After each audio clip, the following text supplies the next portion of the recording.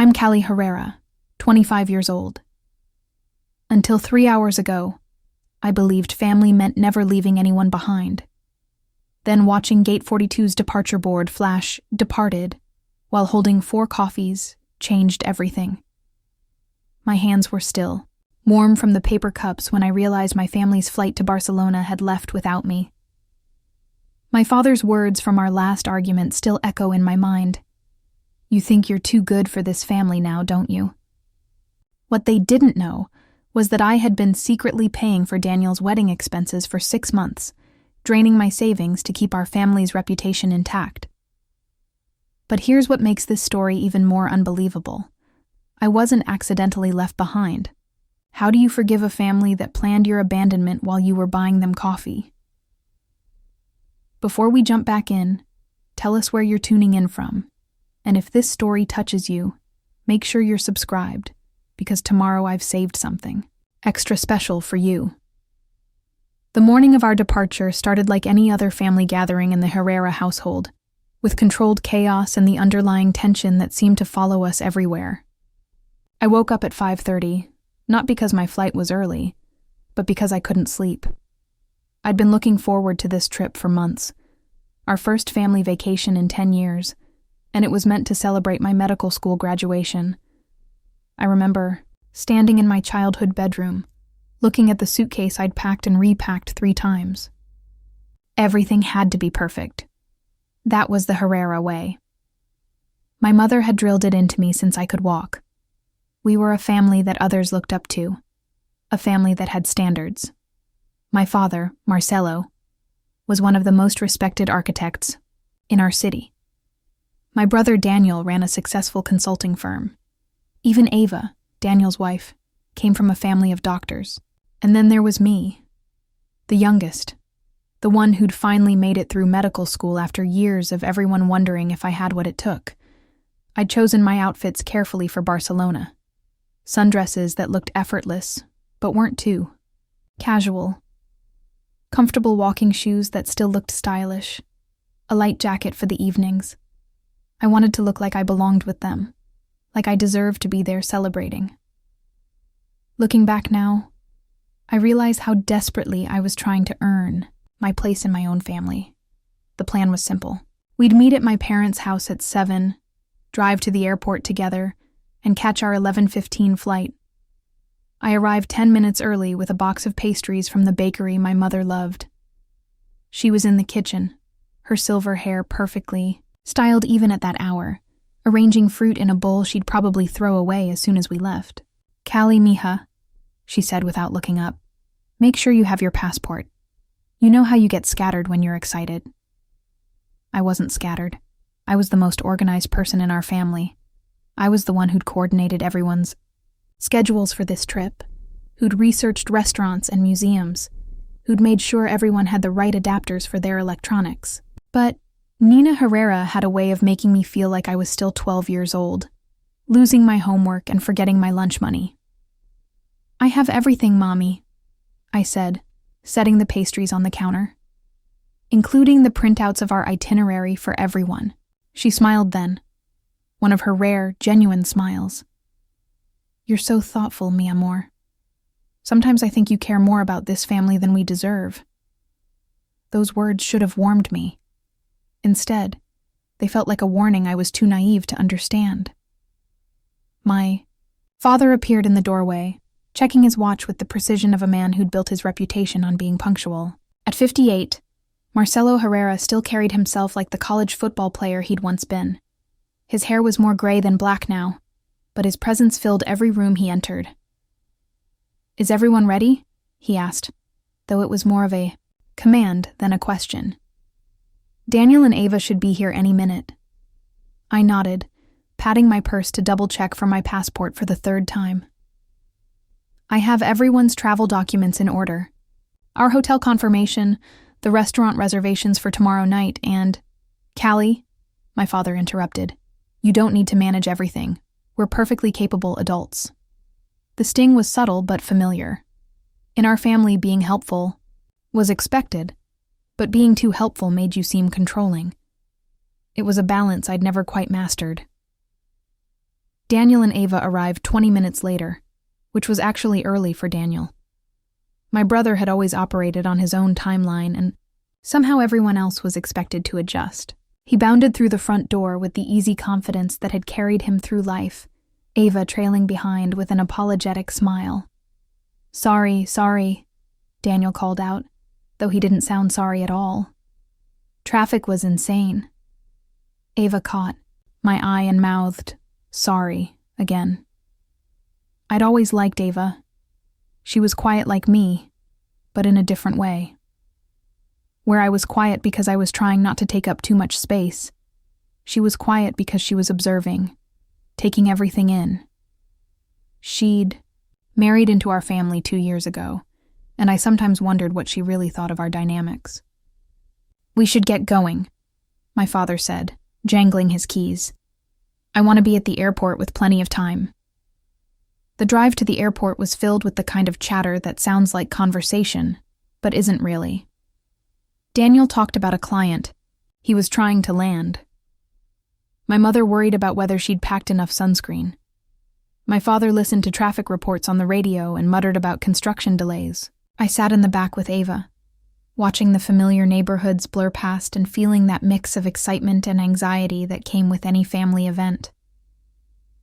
Are you nervous about flying? Ava asked quietly. Not about flying, I said, and realized, as soon as I said it, that it was true. I wasn't nervous about the flight or the trip itself. I was nervous about spending a week with my family, about whether I'd say the right things, about whether I'd somehow mess up this perfect vacation I'd been planning for months. At the airport, we moved through check-in and security with the efficiency of experienced travelers. My father had strong opinions about everything. Which line was moving fastest, whether we needed to take our shoes off, where we should sit while we waited. My mother fretted about whether her carry-on was too heavy. Daniel charmed the TSA agent with a joke about the Barcelona soccer team. I handled the logistics. I kept track of everyone's boarding passes, made sure we had the right gate information, checked the departure board obsessively. It was what I did. Take care of the details so everyone else could focus on the big picture. When we reached our gate, I looked around and realized we had an hour before boarding. Gate 42 was one of the newer ones, with large windows overlooking the tarmac and comfortable seating arranged in clusters. Our plane was already there, a massive aircraft that would carry us across the ocean to our adventure. I'm going to get coffee, I announced. Does everyone want their usual? It was such a small thing, such an ordinary thing.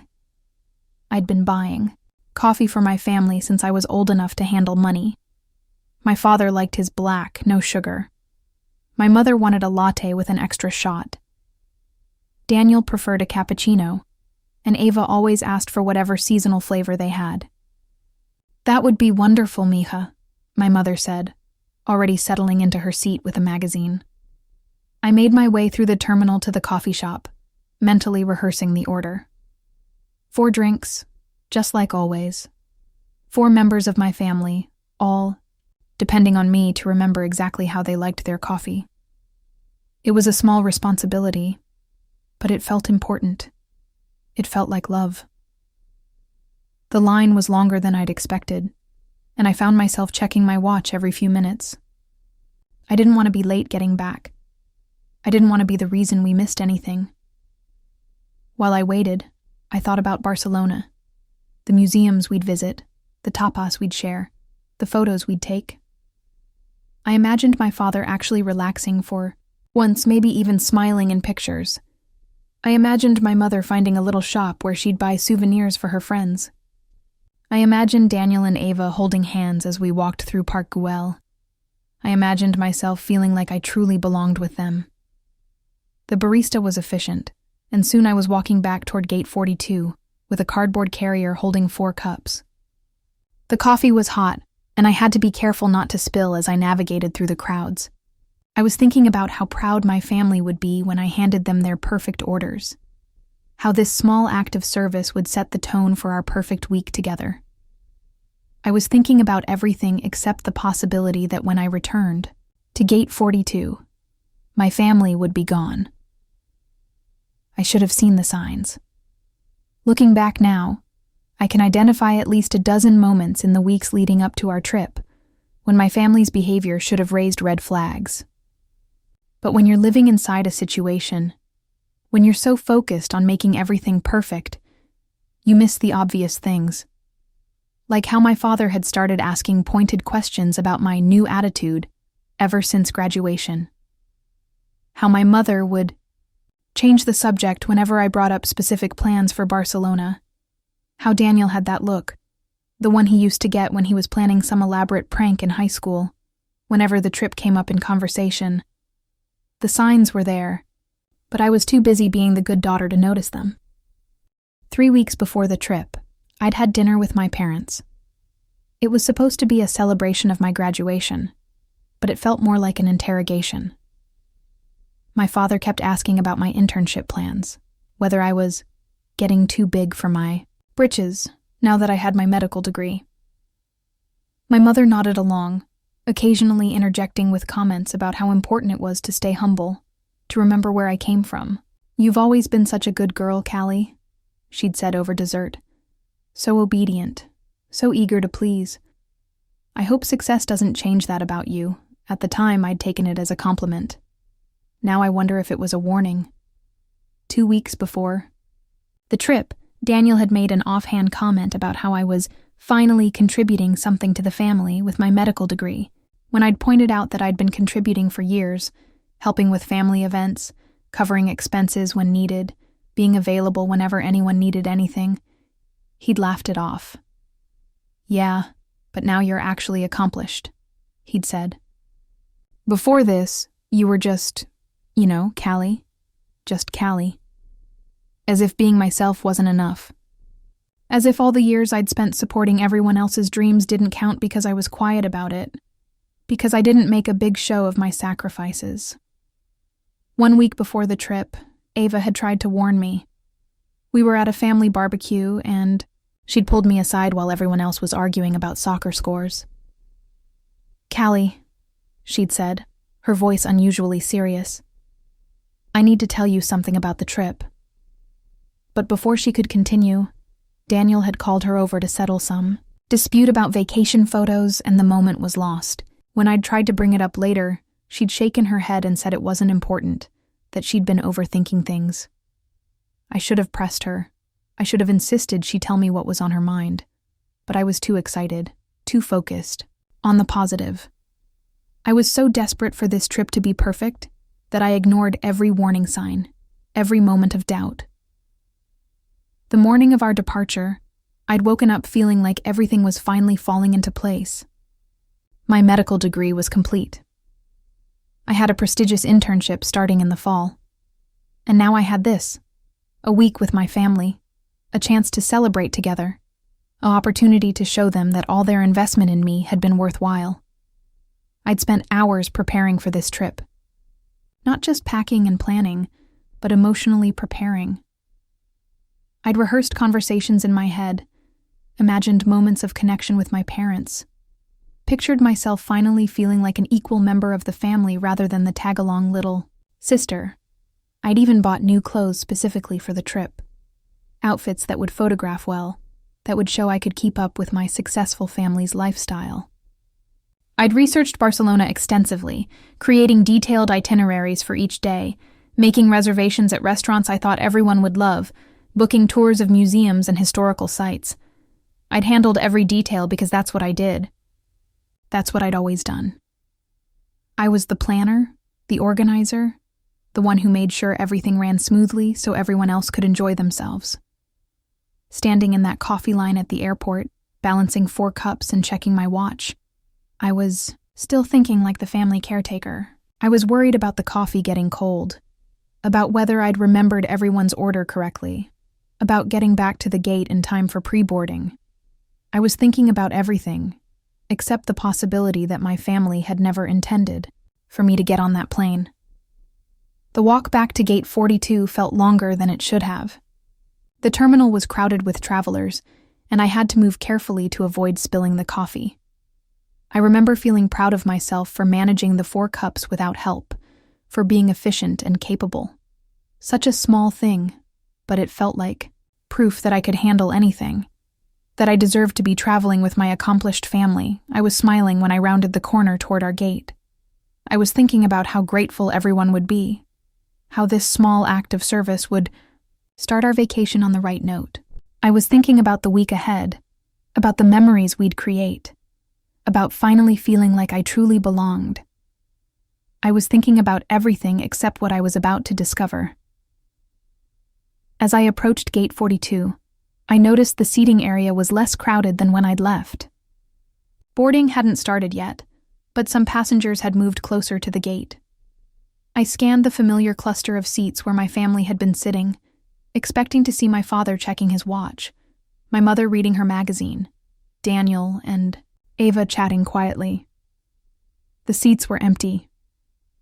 For a moment, I thought they'd just moved to a different area. Maybe they'd found seats with a better view of the departure board, or closer to the restrooms. I looked around, still balancing the 4 cups of coffee, searching for any sign of them. That's when I noticed the departure board had changed. Our flight, Flight 447 to Barcelona, now showed a status I hadn't expected to see for another 30 minutes.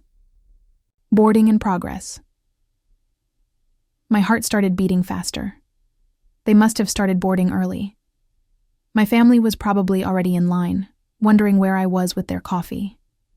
I quickened my pace, looking for the boarding queue, expecting to see them waiting for me. The gate agent was scanning boarding passes, and passengers were filing down the jet bridge in an orderly line. I searched the faces in the queue, looking for anyone I recognized. My father's distinguished profile, my mother's silver hair, Daniel's easy smile, Ava's quiet presence. They weren't there. I approached the gate counter, still holding the 4 cups of coffee, trying not to panic. "Excuse me," I said to the gate agent. "Has boarding just started? I'm looking for my family. We're traveling together." She glanced at my boarding pass and nodded. "We started about 10 minutes ago. First class and premium passengers are boarding. Now. 10 minutes. I'd only been gone 20 minutes total. How had I missed them getting in line? "They might already be on the plane," the agent suggested helpfully. "You can board now if you'd like." I stood there for a moment, holding 4 cups of coffee and trying to make sense of what was happening. Maybe they had boarded already. Maybe they'd assumed I'd meet them on the plane. It was the only logical explanation, except that my father never boarded early. He always waited until the last possible moment, claiming it was more efficient to avoid the crowds. And my mother always wanted to use the restroom one more time before getting on the plane. Daniel usually spent the boarding time making phone calls, and Ava always organized her carry-on items at the last minute. None of them should have been on that plane yet. But where else could they be? I stood at gate 42 holding 4 cups of coffee and trying to convince myself there was a logical explanation for my family's disappearance. Maybe they'd gone to the restroom together. Maybe my father had spotted a business colleague and they'd stepped away to chat. Maybe there had been some kind of gate change announcement that I'd missed while standing in the coffee line. But even as I tried to rationalize their absence, a cold dread was settling in my stomach. Something was wrong. I could feel it in the way the gate agent kept glancing at me sympathetically, in the way other passengers were giving me space as if they could sense my growing panic. I decided to board the plane. That had to be where they were. They'd gotten tired of waiting and had decided to get settled in their seats. I'd find them there, and we'd laugh about the miscommunication, and everything would be fine. The jet bridge felt endless. I was still, carrying the 4 cups of coffee, even though it was becoming increasingly clear that no one was going to drink them. The lids were slightly loose, and I could smell the different flavors. My father's black coffee, my mother's vanilla latte, Daniel's cappuccino, Ava's seasonal pumpkin spice. Each scent was a reminder of how carefully I'd memorized their preferences, how proud I'd been of getting their orders exactly right. The flight attendant at the aircraft door smiled at me professionally. "Welcome aboard. You're in 4C, correct?" I nodded, though I barely registered her words. I was too busy scanning the first-class cabin, looking for familiar faces. My father had insisted on upgrading all of us to first class, his way of showing that the Herrera family didn't do anything halfway. It was a small cabin, maybe 16 seats total, and I could see every passenger clearly. My family wasn't there. "Excuse me," I said to the flight attendant, trying to keep my voice steady. "I'm traveling with my family, but I don't see them. Could they have been moved to different seats?" She checked her passenger manifest, frowning slightly. "What are their names?" "Marcelo Herrera, Nina Herrera, Daniel Herrera, and Ava Herrera." Her frown deepened as she scrolled through the list. "I'm showing all of those passengers as checked in, but..." She looked up at me with confusion. "According to this, you're the only Herrera actually on the plane." The words hit me like a physical blow. "That's impossible. We checked in together. This morning. We went through security together. We were sitting at the gate together just 20 minutes ago." "Let me check with the gate agent," she said gently. "Sometimes there are last-minute changes."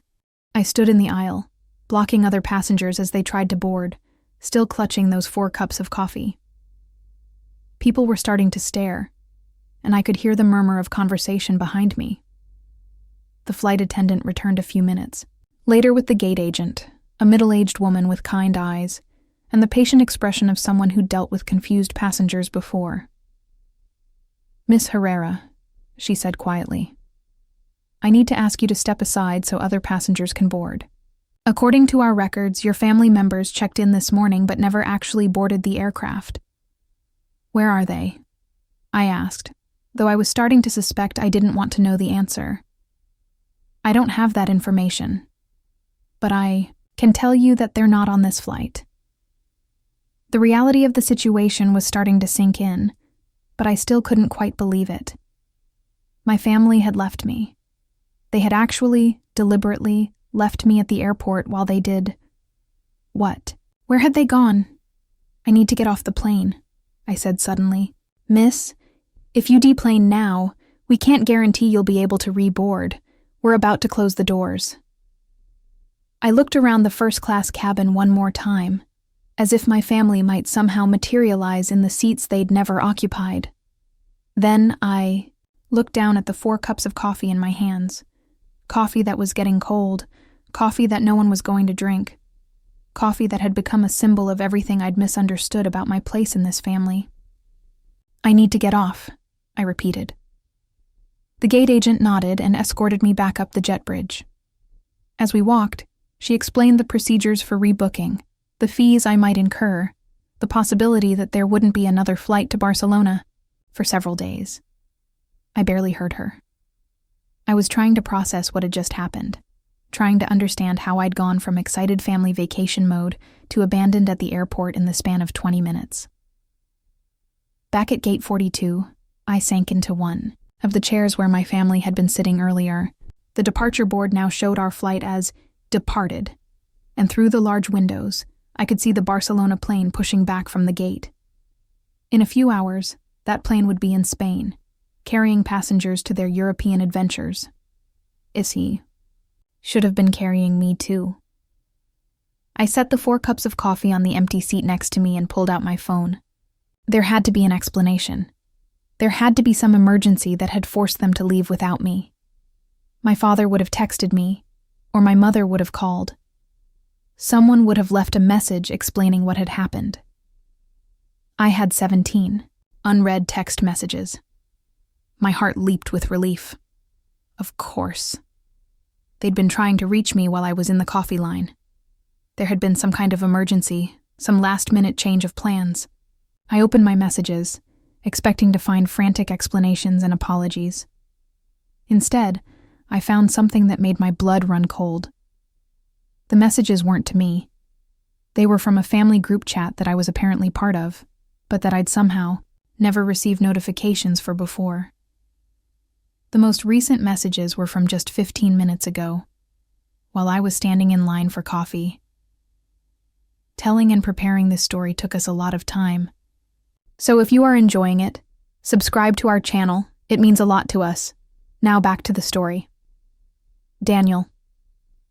She's been gone for 10 minutes. Should we just go? My father. Yes. Let's board now while she's distracted. My mother. Are you sure about this? It feels cruel. Daniel. Mom, we talked about this. She needs to learn that she can't just assume she's included in everything. Ava. Maybe we should wait a few more minutes. My father. No. This is exactly the kind of lesson she needs. She's gotten too comfortable thinking she can just insert herself into family decisions. Daniel. LOL, right? Remember when she helped plan my wedding by paying for half of it without being asked? So presumptuous. My mother. She means well. My father. Good intentions don't excuse overstepping boundaries. She'll figure out how to get home. Consider it a character-building exercise. I read the messages 3 times before their meaning fully sank in.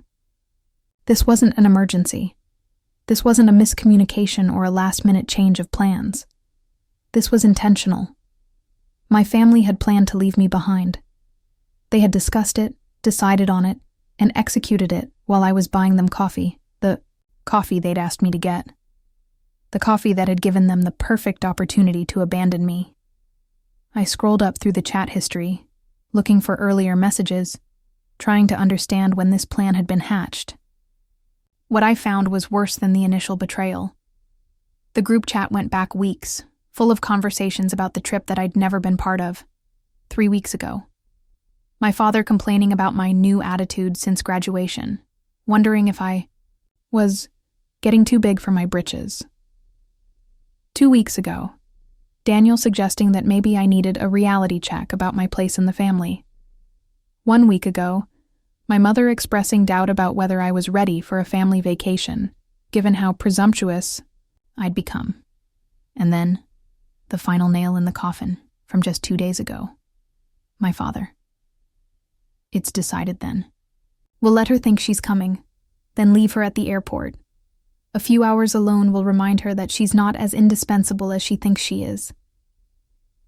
I sat in that airport chair, staring at my phone, feeling like the ground had opened up beneath me.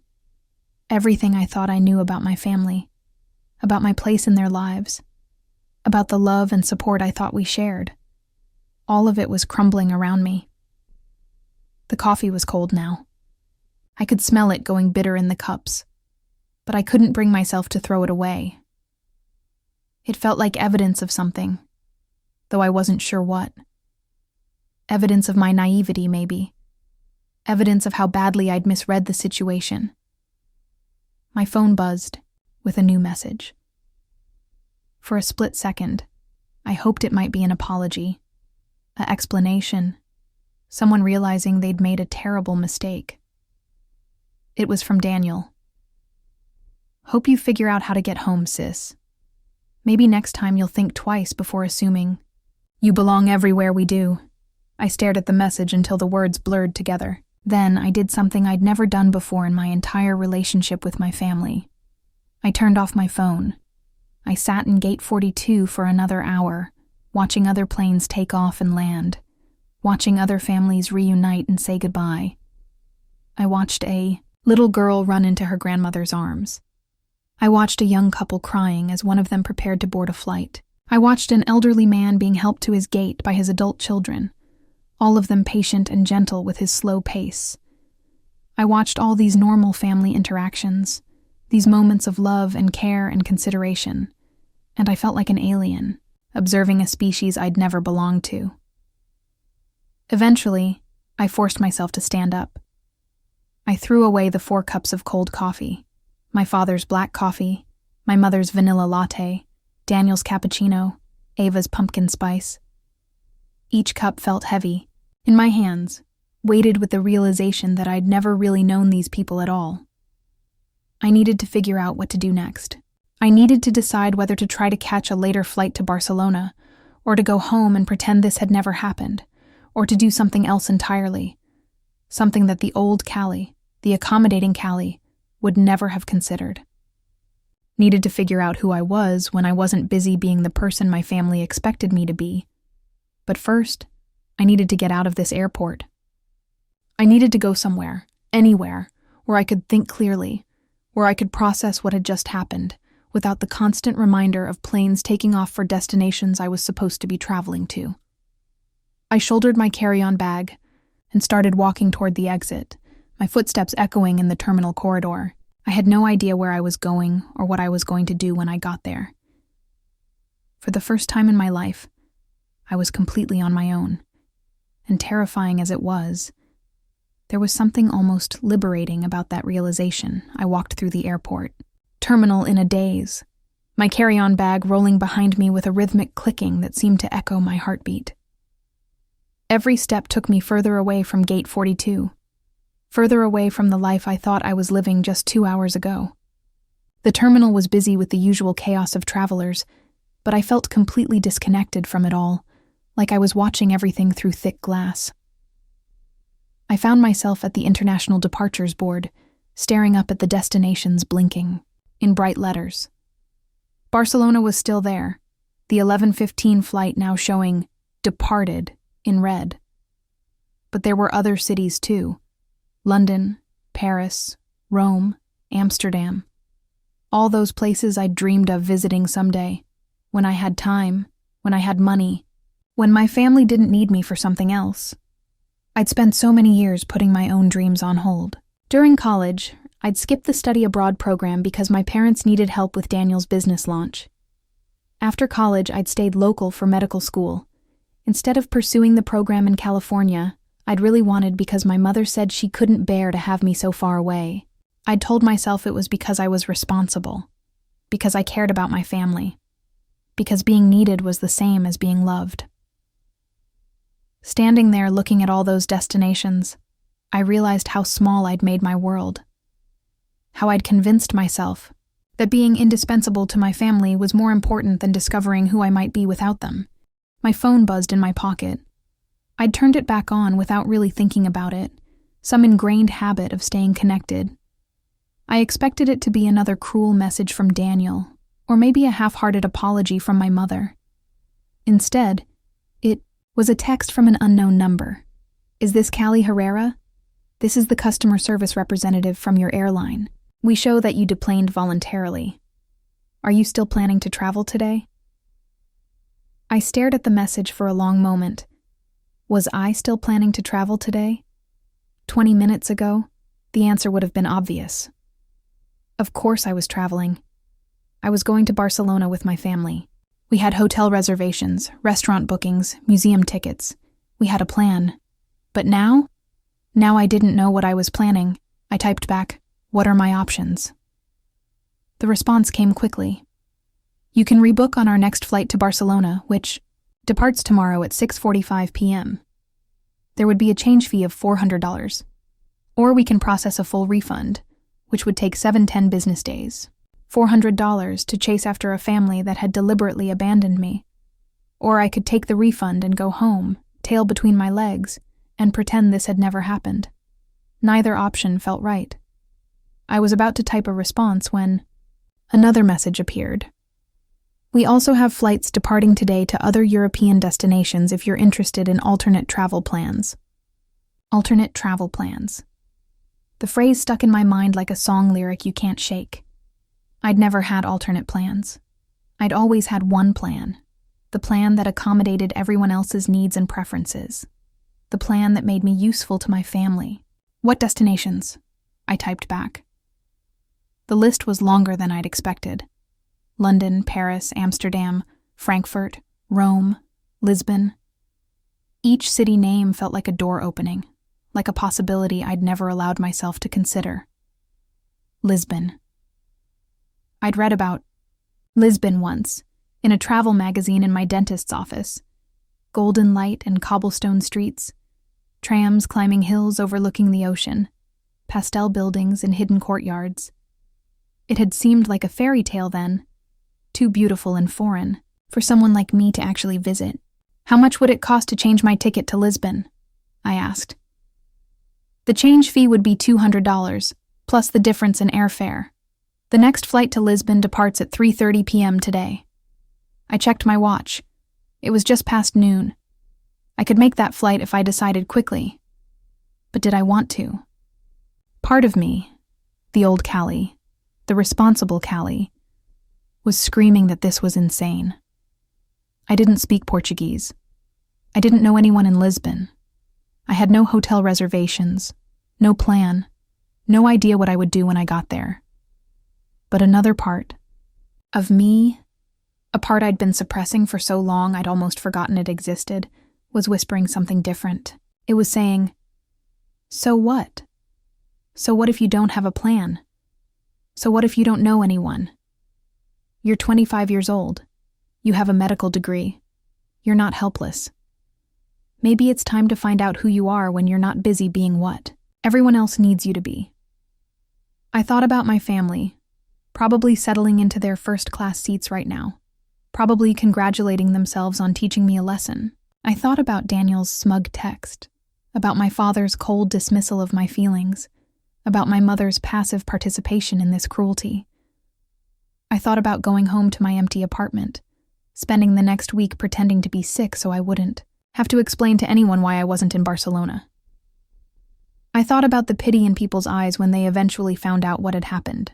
I thought about becoming a cautionary tale, the girl whose family abandoned her at the airport. Or I could do something different, something unexpected, something that would shock my family more than their abandonment had shocked me.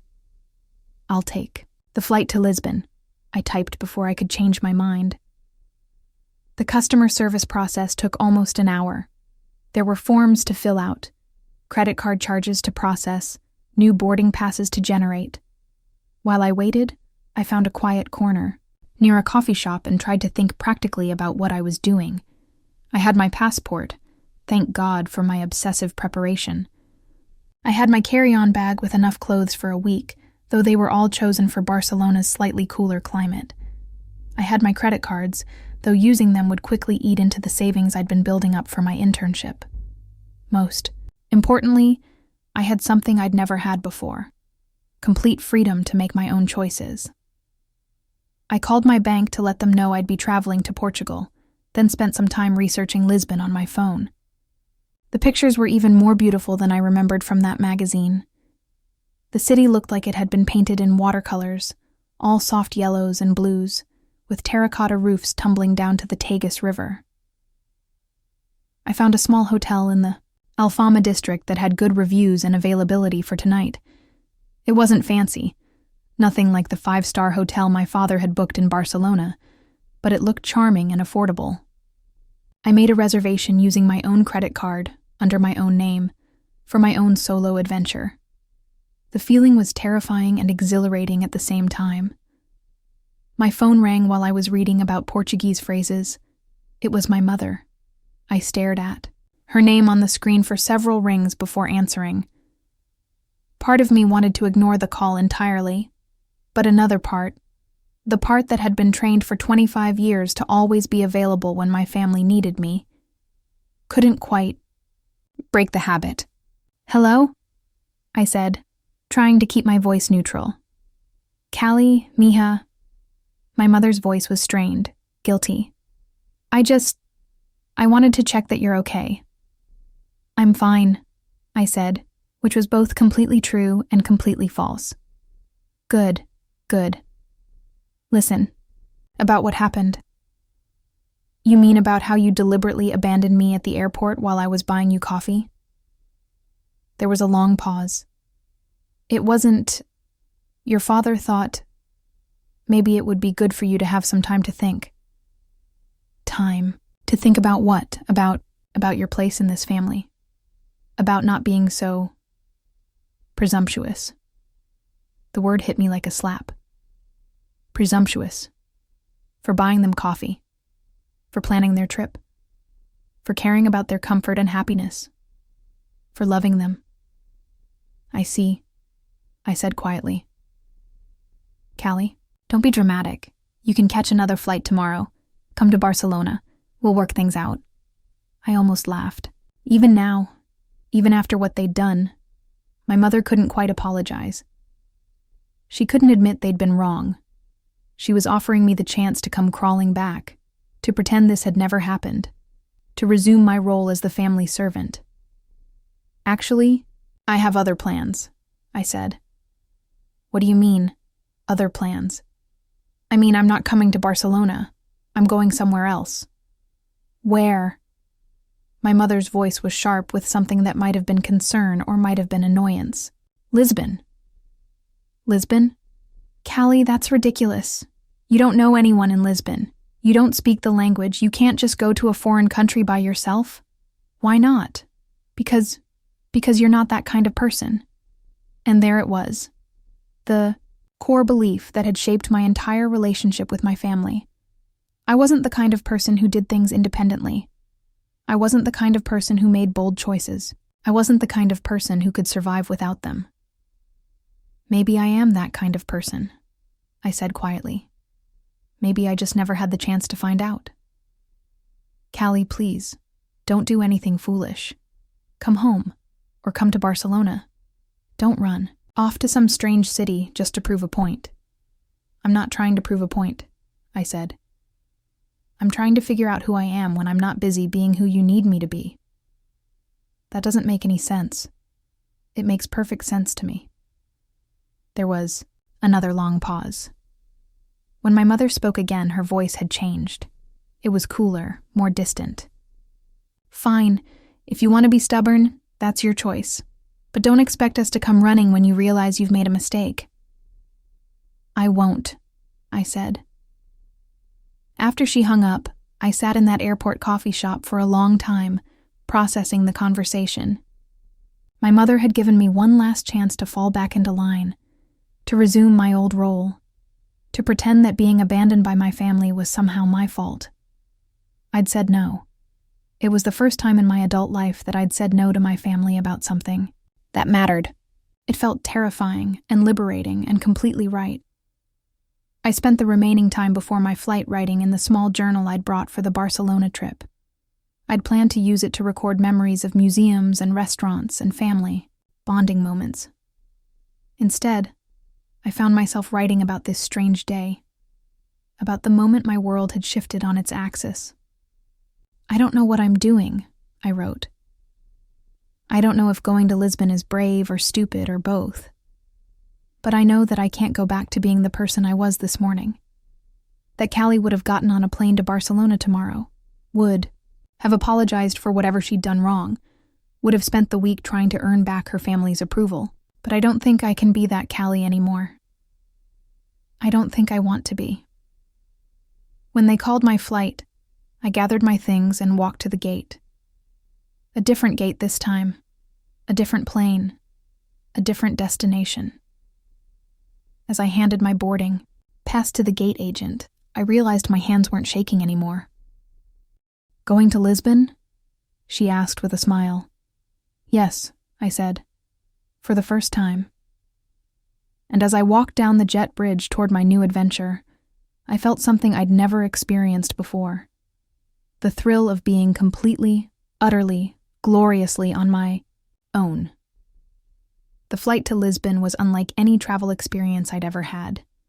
For the first time in my life, I wasn't responsible for anyone else's comfort, entertainment, or needs.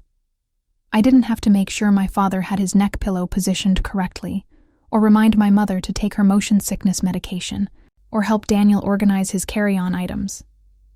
I could just be. I sat in my window seat, a seat I'd chosen for myself, without consulting anyone else's preferences, and watched the Atlantic Ocean spread out beneath us like hammered silver. The woman next to me was reading a book in Portuguese, and occasionally she'd glance over and smile. We didn't speak the same language, but there was something comforting about her presence, about sharing this journey with a stranger who had no expectations of me. I tried to read the guidebook I'd downloaded to my phone, but I kept getting distracted by the magnitude of what I was doing. 24 hours ago, I'd been Callie Herrera, dutiful daughter and family caretaker. Now I was... who? Just Callie, I supposed. Callie without the weight of everyone else's needs and expectations. It was terrifying and exhilarating at the same time. The plane landed in Lisbon just as the sun was beginning to set, painting the city in golden light that made it look like something from a dream. As we descended, I could see red-tiled roofs, spreading out toward the river, white buildings climbing steep hills, bridges spanning the water like jewelry. It was more beautiful than any photograph I'd seen. Going through customs was an adventure in itself. I'd always traveled with my father before, and he'd always handled the bureaucratic aspects of international travel. Now I was fumbling through the process alone, trying to understand the Portuguese customs officer's English, hoping I was filling out the forms correctly. When he stamped my passport and said "Bem-vinda a Portugal" with a warm smile, I felt a surge of pride that I'd managed this simple task on my own. The taxi ride from the airport to my hotel was my first real immersion in Portuguese culture. The driver spoke enough English to ask where I was from and whether this was my first time in Lisbon. When I said yes, he launched into an enthusiastic monologue about his city, pointing out landmarks and recommending restaurants, his English punctuated, with Portuguese words that sounded like music. "You pick good time to come," he said as we wound through narrow streets lined with pastel buildings. "October is perfect. Not too hot, not too cold. And the light, you see the light here, is special." He was right about the light, even though it was evening. There was something magical about the way the setting sun reflected off the buildings, turning everything golden and warm. The city felt alive in a way that was completely different from anywhere I'd been before. My hotel was tucked into a narrow street in the Alfama district, one of Lisbon's oldest neighborhoods. The building was maybe 3 stories tall, painted a soft yellow with green shutters and tiny balconies decorated with flower pots. It looked like something from a fairy tale. The proprietor, a woman in her 60s with silver hair and kind eyes, greeted me in accented English. "You are Callie, yes? Welcome, welcome. I am Maria. You come from America?" "Yes," I said, suddenly realizing how far I was from home, how far I was from everything familiar. "First time in Lisboa?" "First time anywhere, really," I said, then immediately regretted the admission. It made me sound so naive, so sheltered. But Maria's face lit up with delight. "Ah, wonderful. Then you must let me help you. Lisboa is perfect city for first adventure." She showed me to my room, which was small but charming, with a window that opened onto the narrow street below. The bed was covered with a quilt in blues and yellows, and there was a tiny balcony just big enough for one person to stand on. It was nothing like the luxury hotel suite my family would be settling into in Barcelona, but it felt like mine in a way that no hotel room ever had before. "You are hungry?" Maria asked. "There is good restaurant down the street. Traditional Portuguese food. You want me to call? Make reservation?" I almost said yes automatically. It would be easier, safer, to let someone else handle the arrangements.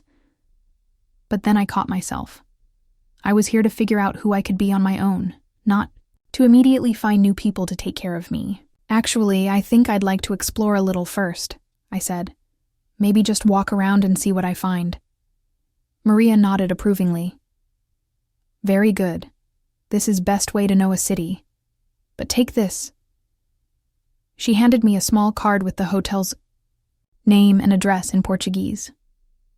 "In case you get lost." I tucked the card into my pocket and set out to explore Lisbon.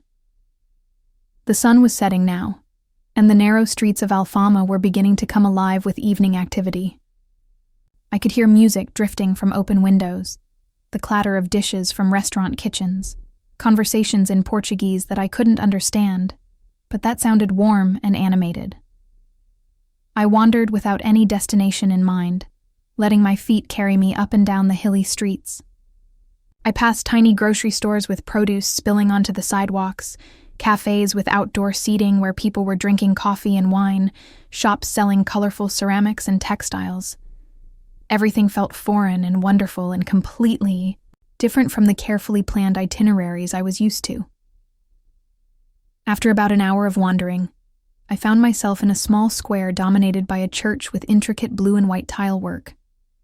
There were several restaurants around the edges of the square, and one of them had a small outdoor seating area with string lights and the sound of live music coming from inside.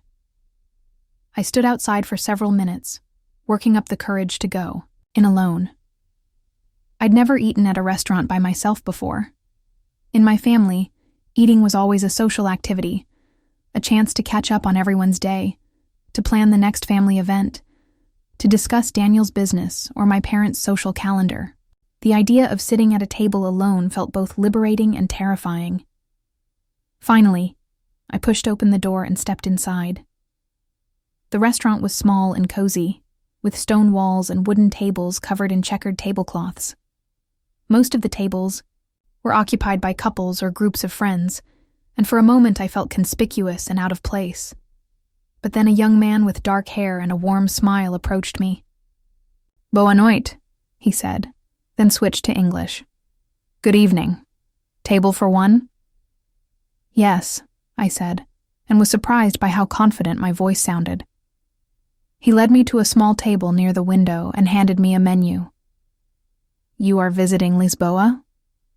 "Yes. I just arrived today." "Wonderful. First time?" "First time," I confirmed. "Then you must try the bacalhau," he said. "It is our specialty, and maybe some vinho verde to start." I nodded, even though I had no idea what either of those things were. At home, I usually let my father order wine for the table, and I typically chose the safest option on any menu. But tonight felt different. Tonight I was someone who might try new things. The wine arrived first, a light, slightly sparkling white wine that tasted like summer. I sipped it slowly, watching the other diners and listening to the Portuguese conversations around me. There was something soothing about not understanding the words, about being surrounded by the music of a language without the burden of having to respond or contribute. When the food arrived, I realized I'd ordered some kind of cod dish with potatoes and vegetables, garnished with herbs I didn't recognize. It was delicious in a way that was completely unfamiliar, salty and fresh and complex. I ate slowly, savoring each bite, in no hurry to finish and return to my hotel room. About halfway through my meal, I became aware that someone at the next table was speaking English. I tried not to eavesdrop, but their conversation was impossible to ignore. "I can't believe you're actually doing this," a woman was saying. "Quitting your job, moving to a different country, starting over completely. Aren't you terrified?" "Terrified and excited," came the reply from a man with an Australian accent. "But I figured if I didn't do it now, I never would. I was so comfortable in my old life, so safe. But I wasn't growing anymore. I wasn't becoming who I was supposed to be." The words hit me like a physical sensation. Here was someone else who had made a dramatic change, who had chosen uncertainty over safety, who was trying to become who they were supposed to be. I found myself leaning slightly toward their table, hungry for more details about this stranger's brave decision. "Do you know anyone here?" the woman asked. "Not a soul," the man replied cheerfully. "That's part of the appeal. I can be anyone I want to be. No one here knows who I used to be or what I'm running from." I thought about my family, probably finishing their first dinner in Barcelona right now, probably congratulating themselves again on teaching me a lesson. I thought about how they saw me as presumptuous, overstepping, getting too big for my britches. And I thought about how I'd spent 25 years trying to be the person they wanted me to be, never questioning whether that person was who I actually was. Maybe it was the wine, or maybe it was the courage that comes from being completely anonymous in a foreign city, but I found myself turning toward the neighboring table. "Excuse me," I said to the Australian man. "I'm sorry for eavesdropping, but I couldn't help overhearing. I'm kind of in a similar situation." He smiled warmly. "Starting over somewhere new?" "Something like that," I said. "I was supposed to be in Barcelona with my family right now, but things didn't work out the way I planned." "Sometimes the best adventures are the ones we never planned," he said. "I'm James, by the way, and this is my friend Claire." "Callie," I said, and realized it was the first time I'd introduced myself without mentioning my last name or my relationship to someone else. Just Callie. Would you like to join us? Claire asked.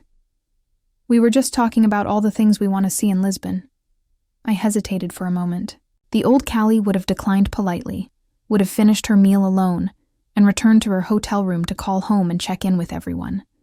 But the new Callie, the Callie who was sitting in a Portuguese restaurant eating cod and drinking wine by herself, said yes. I moved to their table, and we spent the next 2 hours talking about travel and change and the courage it takes to step outside your comfort zone. James told me about his decision to leave his corporate job in Sydney to write a novel. Claire, who was visiting from London, shared stories about her recent divorce and her plan to spend a month traveling solo through Europe. The thing is, James said as we shared a dessert of some kind of custard tart that was sweet and perfect, we spend so much time trying to live up to other people's expectations that we forget to figure out what we actually want. Yes, I said, perhaps more emphatically than I intended. Exactly that. So what do you want? Claire asked gently. Now that you're here, now that you're free to choose, what do you want to do? It was such a simple question, but I realized I didn't have an immediate answer. I'd spent so many years wanting to make my family proud, wanting to be useful, wanting to be included, that I'd never really thought about what I wanted for myself. I don't know, I admitted. I think that's what I'm here to figure out. Well, then, James said, raising his glass of wine. Here's to figuring it out. We toasted to new beginnings and uncertain futures, and the courage to change course when your life isn't working. When we finally said goodbye outside the restaurant, Claire hugged me like we were old friends. You're braver than you think, she whispered. Trust yourself. I walked back to my hotel through the narrow streets of Alfama, past buildings lit by street lamps and the warm glow spilling from windows, past the sounds of late-night conversations and distant music. For the first time in my adult life, I had no one to report back to, no one to reassure that I was safe, no one whose expectations I needed to manage. I was completely on my own, in a foreign city, with no plan beyond tomorrow. It should have been terrifying. Instead, it felt like freedom. I woke up the next morning to sunlight streaming through my hotel window and the sound of Portuguese voices drifting up from the street below. For a moment, I couldn't remember where I was. Then it all came rushing back. The airport, the abandonment, the impulsive flight to Lisbon. I was in Portugal alone, with no agenda except to figure out who I was when I wasn't busy being who my family needed me to be. I showered and dressed, then went downstairs to the small breakfast room where Maria had laid out an assortment of pastries, fruit, and coffee. The coffee was strong and bitter in the best possible way, and the pastries were unlike anything I'd ever tasted, flaky and sweet with hints of cinnamon and lemon. You sleep well? Maria asked, bustling around the room arranging fresh flowers in small vases. Very well, I said, realizing it was true. I'd slept better than I had in months, maybe years. No anxiety about the next day's obligations, no mental list of family members to check in with, no worry about whether I was doing enough, being enough, giving enough. You have plans for today? I shook my head. I thought I'd just explore, maybe walk around the city. Ah, perfect. You must see the tram 28, goes all around the old neighborhoods, and the Geronimos Monastery. Very beautiful. And tonight, if you want music, there is Fado in the restaurant where you eat last night. I made mental notes of her suggestions, but I wasn't ready to make a structured plan yet. I wanted to wander, to discover things accidentally, to let the city reveal itself to me naturally. I spent the morning exploring the maze-like streets of Alfama, climbing steep hills, and discovering hidden viewpoints that offered breathtaking views of the Tagus River. I found a small cafe where I practiced ordering in Portuguese. Café, por favor, and felt ridiculously proud when the barista understood me. Around noon, my phone buzzed with a text message. I'd been so immersed in exploring that I'd almost forgotten about the outside world. I expected it to be from my mother, or maybe another cruel message from Daniel. Instead, it was from Ava. Callie, I need to talk to you. Can you call me when you get a chance? It's important. I stared at the message for a long moment. Ava had been part of the group chat that planned my abandonment, but she'd also been the only one who'd suggested waiting for me. Out of all my family members, she was the one I felt least angry with, though I wasn't sure why. I found a quiet spot in a small park overlooking the river and called her back. Callie, she answered immediately, her voice tight with emotion. Thank God. Where are you? I'm in Portugal, I said, still not quite believing it myself. Portugal? What are you doing in Portugal? Figuring some things out. What did you want to talk about? There was a long pause. When Ava spoke again, her voice was shaky. I need to tell you something about yesterday. About what really happened. My stomach clenched. What do you mean, what really happened? I saw the group chat, Ava. I know it was planned. Yes, but... God, this is so hard to say. Callie, you need to know that the whole thing was Daniel's idea. Not just leaving you at the airport. The whole situation that led up to it. What situation? Another pause. Your father didn't pay for Daniel's wedding. You did. I felt confused. I know that. I mean, I helped with some of the expenses. No, Callie. You paid for the entire wedding. All of it. The venue, the catering, the flowers, the photographer, everything. Daniel told your parents that his company was covering it as a business expense. But really he was using the money you'd been lending him. The words hit me like a physical blow. That's impossible. I gave him maybe $8,000 over. The past year, his wedding cost at least $50,000. He's been taking money from you for 3 years, Ava said quietly. Every time you thought you were helping with a small emergency or a temporary cash flow problem, he was actually funding our entire lifestyle. The down payment on our house, our car payments, our credit card debt, it was all your money. I felt like the ground was tilting beneath me. That can't be true. I have bank records, Callie. I can prove it. When I finally figured out what was happening, I confronted him about it last week. That's when he came up with the plan to leave you at the airport. I don't understand the connection. He was afraid you were getting suspicious. You'd started asking questions about when he was going to pay you back. And he panicked. He convinced your parents that you were becoming too demanding, too presumptuous, that you needed to be taught a lesson about your place in the family. I was sitting on a bench in a beautiful Portuguese park, but suddenly I couldn't see the scenery around me. All I could see was a pattern of manipulation and financial abuse that stretched back years. Why are you telling me this? I asked. Because I can't live with it anymore. Because what we did to you yesterday was unconscionable. And because... Her voice broke. Because I'm leaving him. You're what? I'm leaving Daniel. I can't be married to someone who would steal from his own sister and then abandon her at an airport to cover it up. I've been staying at my sister's house since yesterday evening. I told him I was going for a walk and just never came back. I tried to process this information, but it felt too big, too complicated. My brother hadn't just borrowed money from me. He'd been systematically stealing from me for years. And my parents hadn't just participated in my abandonment. They'd been manipulated into it based on lies. Does my father know? About the money? No. Daniel convinced him that you were becoming entitled and demanding since graduating medical school. He showed your parents edited versions of your text conversations, made it seem like you were being pushy about getting paid back when really you were just asking innocent questions. I thought about my father's words in the group chat.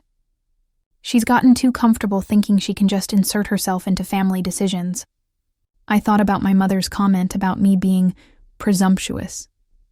They hadn't abandoned me because they didn't love me. They'd abandoned me because they'd been lied to about who I was. "Ava," I said slowly, "how much money are we talking about?" "Total? Based on what I can find in our accounts and credit statements, I think he's taken about $120,000 from you over the past 3 years. The number was so large it didn't feel real. $120,000. My entire savings from years of part-time jobs during college and medical school. The money I'd been planning to use for my residency, for starting my career, for building my own life. I'm going to make this right," Ava continued. "I've already talked to a lawyer. We're going to pay you back every penny, even if it means selling the house and the cars and everything else. I won't let him get away with this. And my parents? Do they know any of this?" "Not yet. I wanted to talk to you first. But Callie, they need to know the truth. They need to understand that they abandoned their daughter based on lies." I sat in that Portuguese park for a long time after Ava hung up, trying to make sense of everything she'd told me. The betrayal was so much deeper than I'd realized. It wasn't just that my family had left me at the airport. It was that my brother had been systematically stealing from me and had then manipulated our parents into punishing me for his crimes. But there was something else, something that felt almost worse than the financial theft. For 3 years, I'd been proud of myself for being generous, for being the kind of person who helped family members in need. I'd felt good about every check I'd written, every transfer I'd made, every time I'd said yes when Daniel asked for help. I'd thought I was being loving and supportive. Instead, I'd been enabling a lie that had poisoned my relationships with everyone I cared about. My phone rang again. This time it was my father. I stared at his name on the screen, thinking about all the times he'd called me over the years. Usually it was to ask me to help with something, to pick up my mother from a doctor's appointment, to bring dinner to Daniel when he was working late, to cover some family expense that had come up unexpectedly. I'd always said yes, always dropped, everything to help, always felt grateful to be needed. Now I wondered how many of those emergencies had been real, and how many had been manufactured by Daniel to extract more money from me. I answered the call. "Callie," my father's voice was gruff, uncomfortable. "Your mother said you went to Portugal." "Yes." That was impulsive. I almost laughed. Impulsive. After 25 years of being the most careful, considered, responsible person in our family, I'd finally done something impulsive, and now it was a problem. "I suppose it was," I said. "When are you coming home?" "I don't know." There was a long pause. "Callie, I think we need to talk about what happened yesterday." "Do we?" "Yes, I think maybe we made a mistake. It was the closest thing to an apology I'd ever heard from my father, but it felt too little, too late. Besides, I now knew that his mistake was trusting Daniel, not abandoning me. "Dad," I said, "what would you say if I told you that Daniel has been stealing money from me for 3 years, and that everything he told you about me being demanding and presumptuous was a lie?" The silence on the other end of the line was deafening. "I would say that's a very serious accusation," he finally said. "It's not an accusation. It's a fact. Ava is leaving him because of it. She has bank records." Another long silence. "Callie, where are you getting this information?" "From his wife, the woman who's been watching him steal from me and who finally couldn't live with the guilt anymore." I could hear my father breathing heavily on the other end of the line. When he spoke again, his voice had changed completely. "If this is true," he began, then stopped. "If this is true, then you abandoned your daughter at an airport because your son is a thief and a liar." I finished for him. "Callie, I have to go," I said. I'm in the middle of figuring out who I am when I'm not busy, being your family's ATM. I hung up and turned off my phone. The sun was still shining in Portugal. The river was still sparkling below me. The city was still beautiful and foreign and full of possibilities. But now I felt something I hadn't felt since arriving in Lisbon. Anger. Not just anger at Daniel for stealing from me, though that was certainly part of it.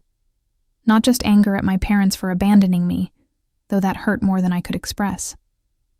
But anger at myself for being so naive, so eager to please, so desperate to be loved that I'd let myself be used for years without questioning it.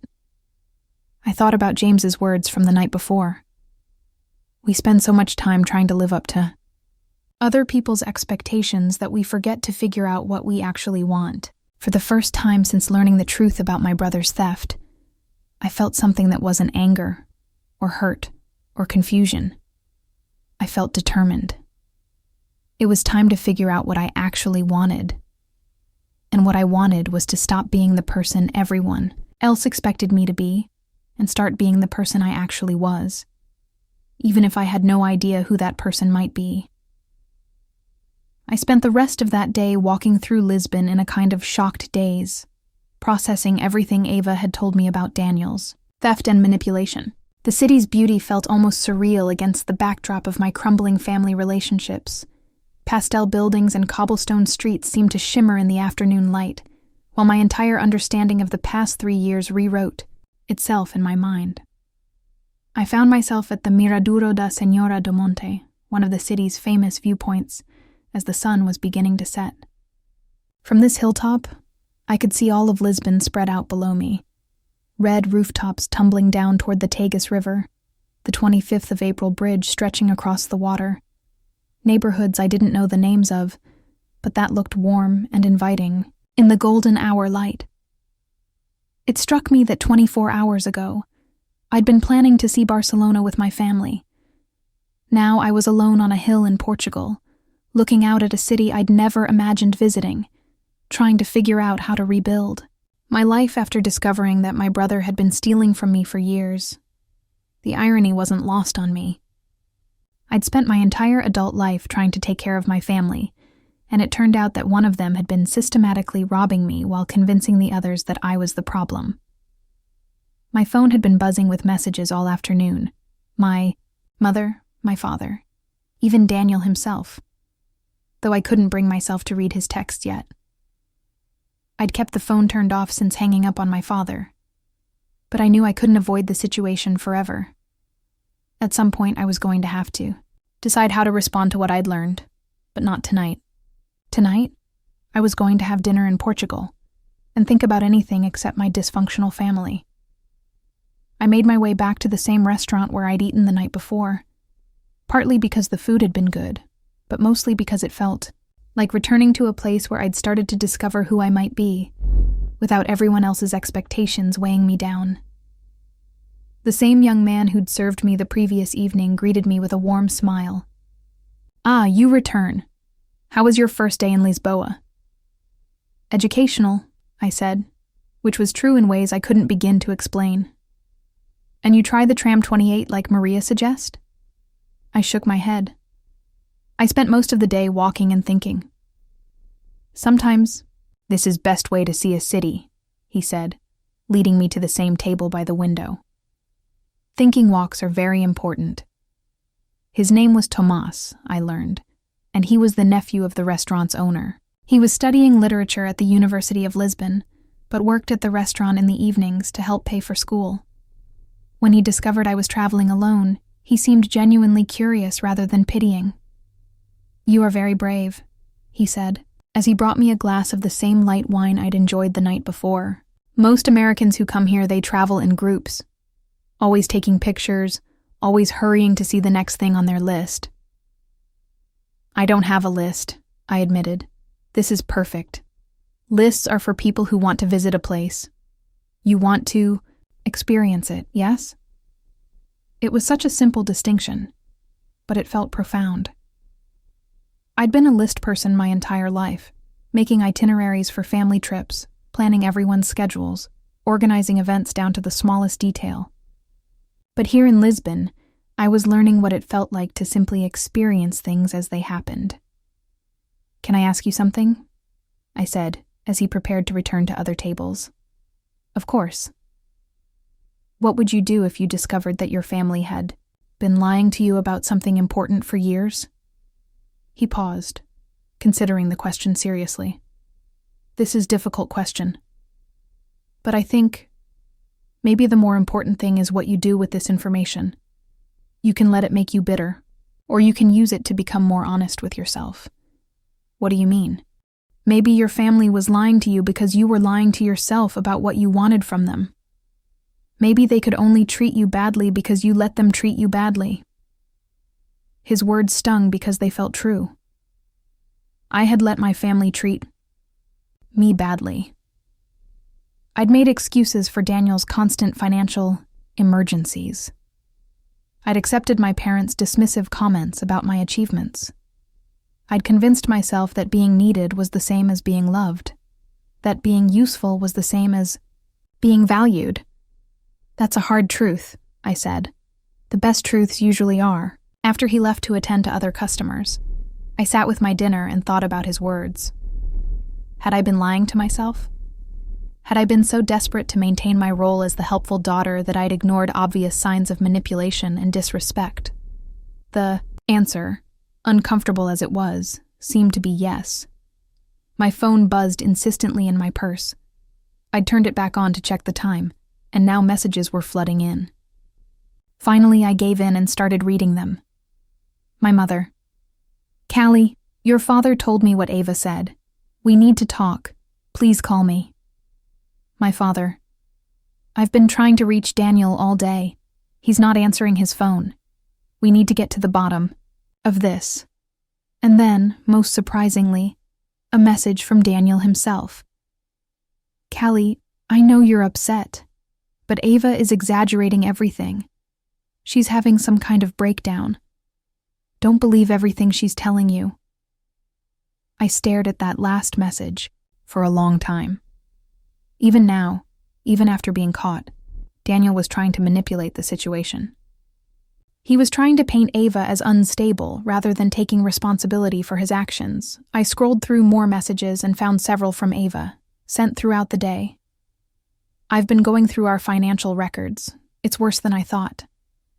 I have documentation of everything.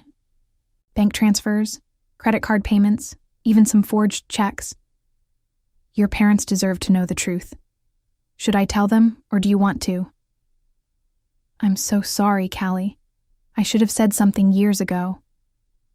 That last message hit me hardest. Ava had known what was happening and had stayed silent. How many people in my life had watched me being taken advantage of and said nothing? I was still reading messages when Thomas appeared at my table again. "You look very serious," he observed.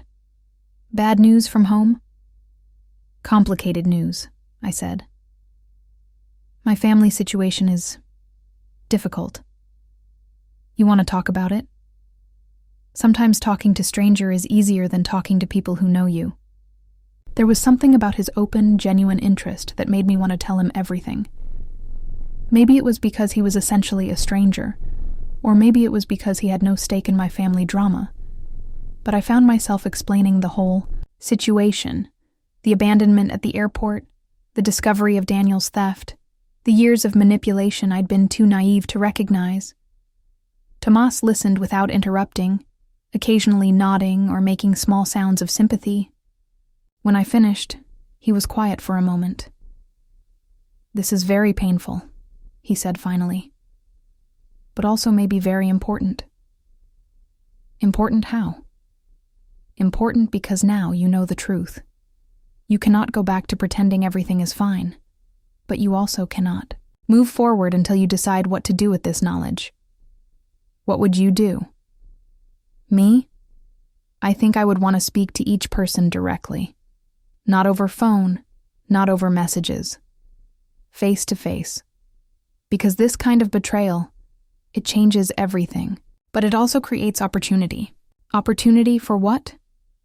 Opportunity to build new relationships based on truth instead of lies. or opportunity to walk away from relationships that were never real in the first place. His words crystallized something I'd been feeling since arriving. In Lisbon. I couldn't resolve this situation from a distance.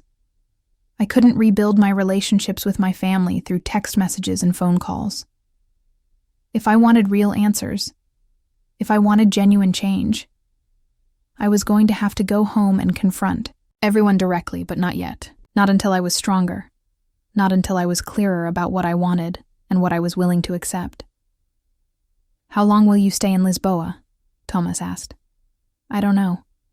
I bought an open ticket, so I can leave whenever I want." "This is good.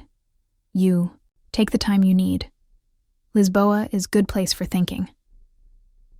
The next morning, I woke up with a sense of purpose I hadn't felt in years.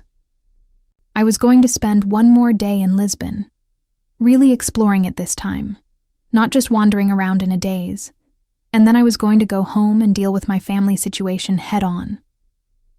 I started with the Tram 28, the famous route that winds through Lisbon's historic neighborhoods. As the old yellow tram climbed steep hills and rattled through narrow streets, I watched the city wake up around me. People heading to work, children walking to school, elderly residents sitting on stoops watching the world go by. I got off at the Geronimos Monastery, the massive limestone monument that Maria had recommended. Standing in the cloisters, looking up at the intricate stonework carved by craftsmen 500 years ago, I felt a sense of perspective that had been missing from my life for a long time. These buildings had survived wars, earthquakes, political upheavals, countless personal dramas. My family crisis, devastating as it felt to me, was just one small story in the vast human experience of betrayal and forgiveness, of learning and growing, of discovering who you really are when everything you thought you knew falls apart. I spent the afternoon at the Museo Nacional de Arte Antiga, losing myself in paintings and sculptures from centuries past. There was something soothing about being surrounded by art, created by people who'd lived through their own struggles, and somehow found beauty worth preserving. As evening approached, I found myself back at the Miraduro da Senhora de Monte, watching the sunset paint Lisbon in shades of gold and pink. I thought about everything that had happened in the past 2 days, about how much my life had changed since I'd stood at Gate 42 holding 4 cups of coffee. I thought about the conversations I was going to have when I got home, with my parents, with Daniel, with Ava. I thought about the difficult work of deciding which relationships could be salvaged and which needed to end. I thought about the even more difficult work of figuring out who I wanted to be going forward. But mostly, I thought about how grateful I was to be here, in this moment, in this beautiful city, finally beginning to understand the difference between being needed and being valued, between being useful and being loved. My phone rang as I was walking back to the hotel. It was Ava. "Callie," she said, as soon as I answered. "I need to tell you something else." "What now?" "I confronted your parents today. I went to their house and told them everything. About the money, about Daniel's lies, about how they were manipulated into abandoning you. How did they react? Your mother cried for an hour. Your father, I've never seen him so angry. They're both devastated about what happened to you, but they're also furious with Daniel. Where is Daniel? That's the thing. He's disappeared. When he realized I was serious about leaving him and exposing what he'd done, he cleaned out our joint bank account and left. I don't know where he is. I stopped walking." "He's gone?" "With what was left of your money, yes. Callie, I'm so sorry. I should have told you years ago what was happening. I should have stopped him. Why didn't you?" There was a long pause. "Because I was weak, and because I benefited from it too. That house we live in, the lifestyle we have, it was all built on money stolen from you. I'm as guilty as he is. But you're trying to make it right now. I'm trying, but I don't know if it's enough. Your parents want to see you. They want to apologize in person and figure out how to pay you back. but they understand if you never want to speak to any of us again. I stood on a cobblestone street in Lisbon, watching Portuguese families head home from dinner, listening to the distant sound of fado music drifting from a restaurant, and realized that I was ready to go home. Not because I'd forgiven everyone, and not because I knew how everything was going to work out, but because I finally understood something important. I couldn't build a new life by running away from the old one.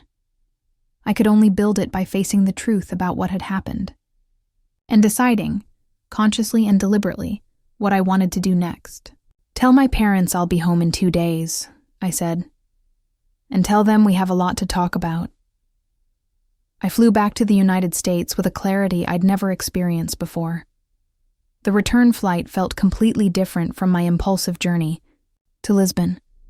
This time I was going home with intention, with purpose, with a newfound understanding of who I was and what I deserved.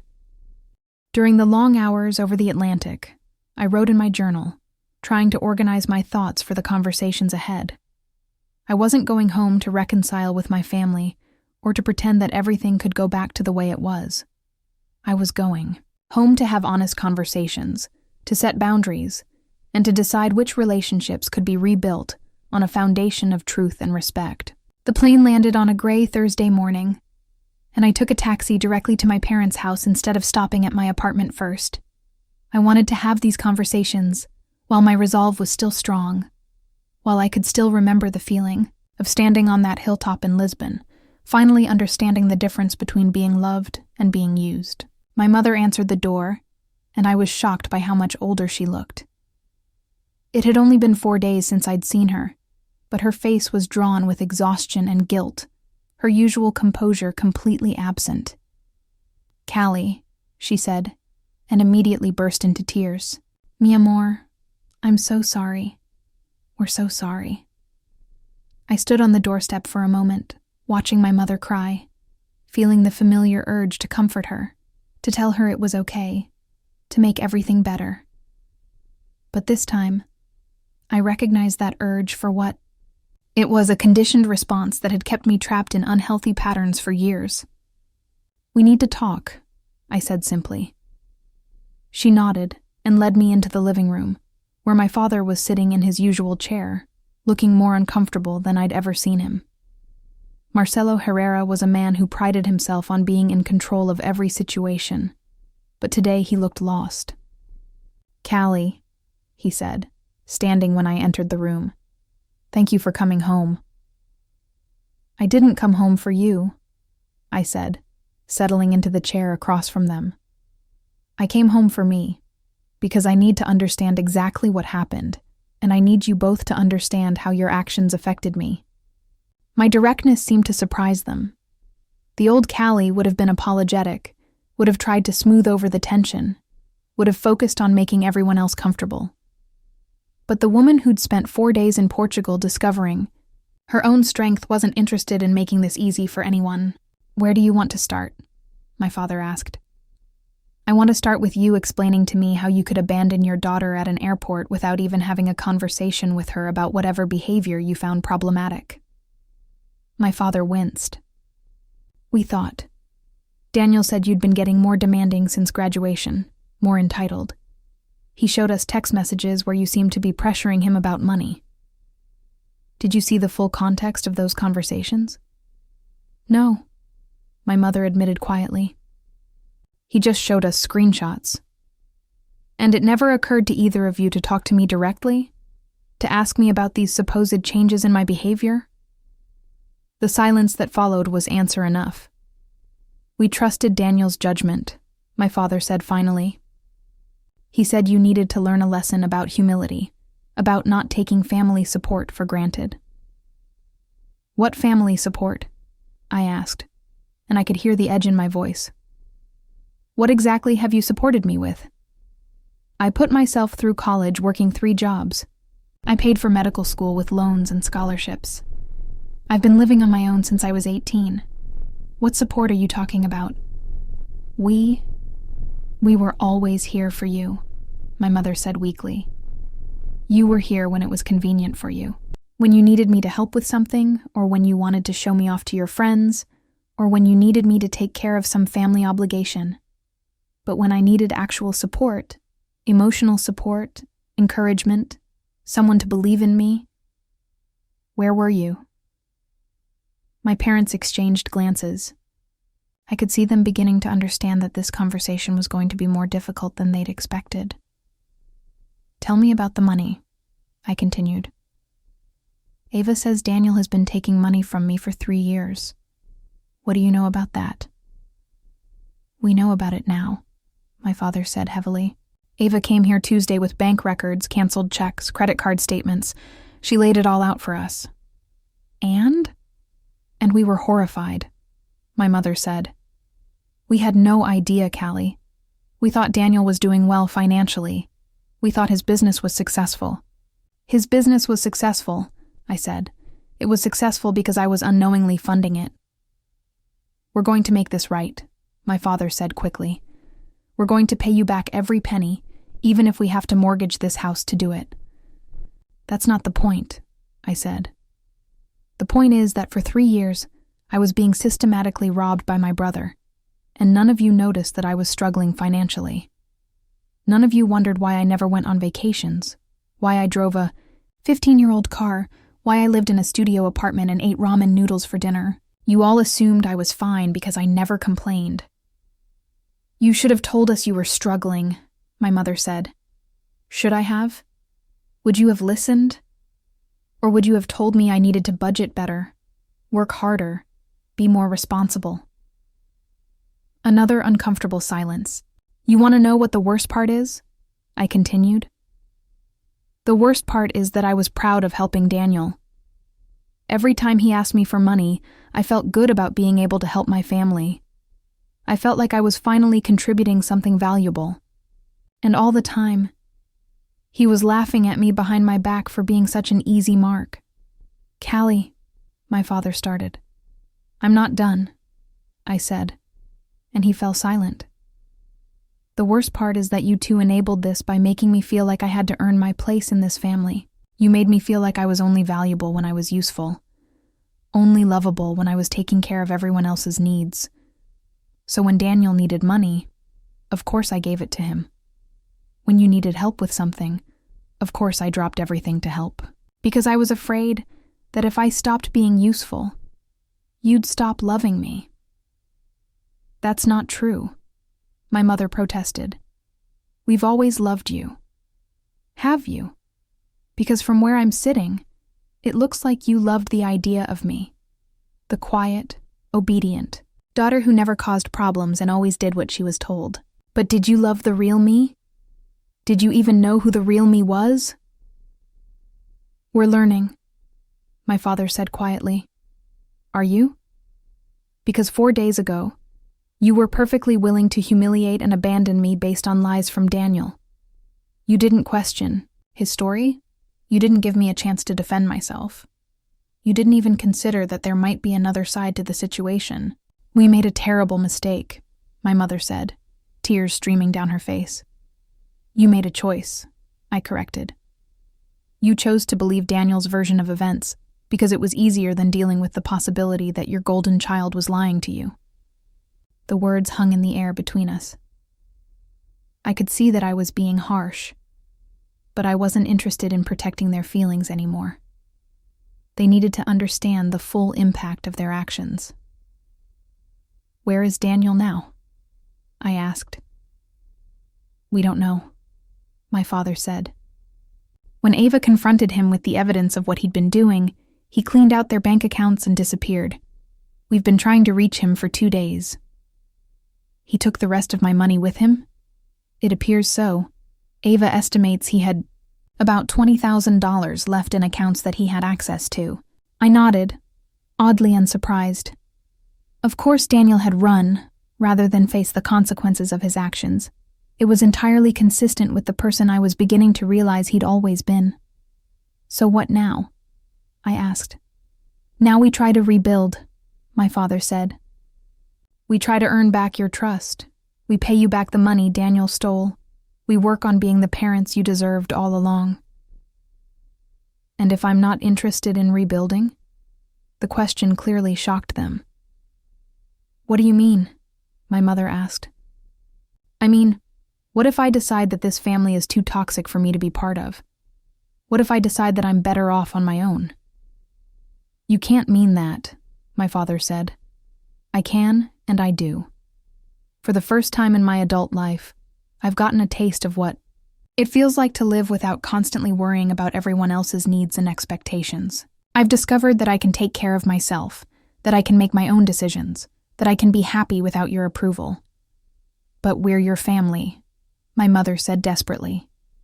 Being related by blood doesn't automatically make you family, I said. Family is about love and support and respect. It's about being there for each other through good times and bad. It's about honest communication and trust. We want to be that kind of family, my father said. Do you?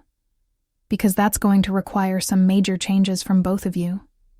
It's going to require you to see me as an equal adult, rather than as your subordinate child. It's going to require you to respect my boundaries and my decisions, even when you disagree with them.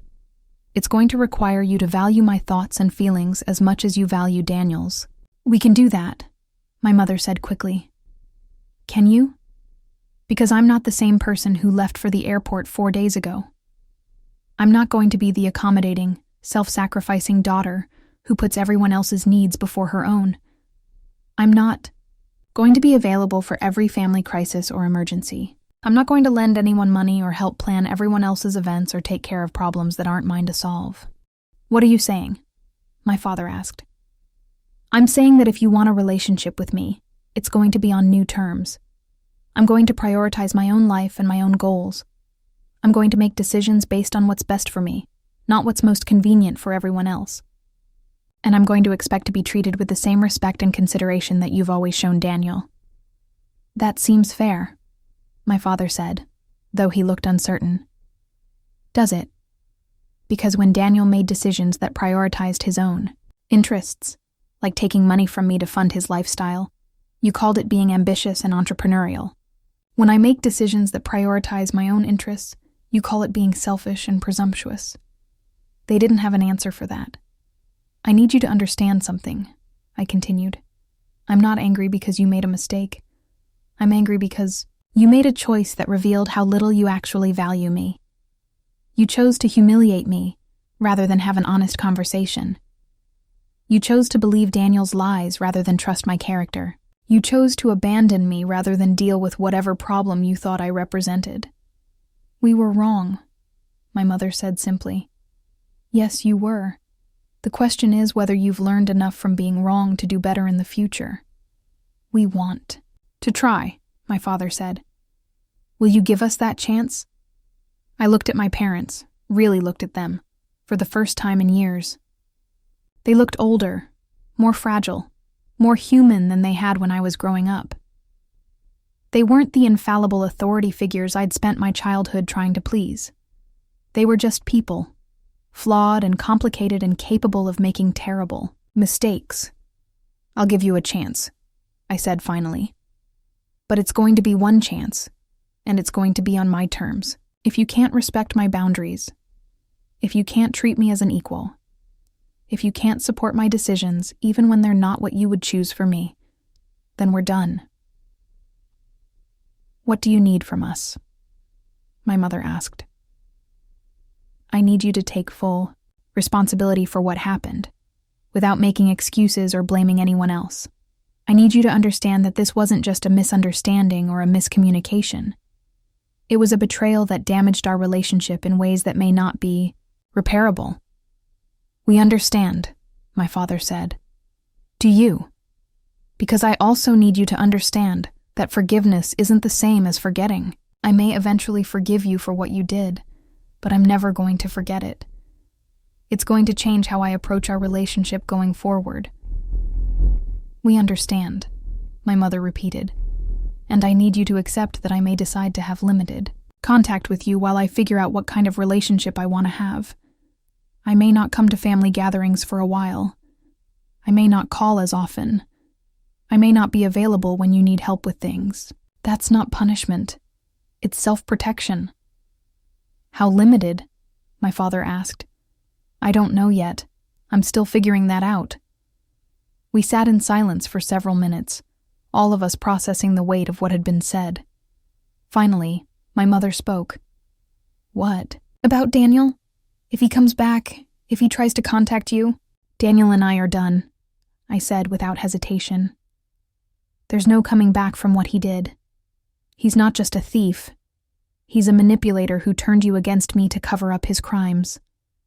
I don't want him in my life." "He's still your brother," my father said. "No, he's not. A brother doesn't steal from his sister for years and then manipulate their parents into abandoning her. A brother doesn't run away when his crimes are exposed instead of taking responsibility and trying to make amends. Daniel stopped being my brother the moment he decided I was someone he could use and discard." "That seems harsh," my mother said. "It seems honest," I corrected. "And that's another thing that's going to change in this family. We're going to start being honest about people's behavior instead of making excuses for it. Daniel isn't a troubled young man who made some mistakes. He's a criminal who spent years systematically stealing from his sister. Until you can acknowledge that truth, we can't move forward." The conversation continued for another hour, but the hardest part was over. We talked about practical matters, how they planned to pay me back, what they would do if Daniel contacted them, how we would handle family events going forward. It wasn't easy, and there were moments when I could see my parents struggling with the new dynamic I was establishing. But for the first time in my adult life, I felt like I was being completely honest with my family about who I was and what I needed. It was terrifying and liberating and absolutely necessary. When I finally left their house, I felt lighter than I had in years. I still didn't know if our relationships could be repaired, but I knew that I'd said everything I needed to say. I'd drawn the boundaries I needed to draw. I'd stood up for myself in a way I'd never been able to do before. As I drove back to my apartment, I thought about Thomas's words from that restaurant in Lisbon. "You cannot go back to pretending everything is fine, but you also cannot move forward until you decide what to do with this knowledge." I'd decided. I was moving forward, with or without my family, as the person I'd discovered I could be when I stopped trying to be who everyone else wanted me to be. It felt like the beginning of everything. 6 months later, I was standing in the break room of St. Mary's Hospital, making coffee during a brief respite from my pediatric residency, when my phone buzzed with a text from my mother. The message was simple. "Daniel came home today. He wants to talk to you." I stared at the message for a moment, feeling surprisingly little emotion. There was no surge of anger, no flutter of anxiety, no impulse to immediately respond. 6 months ago, news about Daniel would have consumed my thoughts for days. Now, it felt like information about a stranger. Relevant, perhaps, but not urgent. I typed back, "I'm not interested," and then returned my phone to my pocket. The months since my return from Lisbon had been a period of careful reconstruction. My relationship with my parents was slowly, tentatively improving. We talked on the phone once a week. Conversations that were still sometimes awkward, but were becoming more genuine over time. They'd kept their promise about paying me back, selling some investments and taking out a loan against their house to return the money Daniel had stolen. More importantly, they were learning to treat me as an adult with my own opinions and boundaries. It wasn't easy for any of us. My mother still occasionally lapsed into trying to manage my life, offering unsolicited advice about my career, my apartment, my dating life. My father still sometimes acted like my decisions needed his approval. But when I called them out on this behavior, they apologized and tried to do better. They were learning, slowly, that love couldn't be conditional on my compliance. I'd started therapy 2 weeks after returning from Portugal. Dr. Martinez was a woman in her 50s who specialized in family trauma and boundary setting, and she'd helped me understand the patterns that had kept me trapped in an unhealthy dynamic for so long. Through our sessions, I'd learned to recognize the difference between helping someone because I wanted to and helping someone because I felt obligated to. I'd learned that saying no didn't make me selfish, and that taking care of my own needs wasn't betraying my family.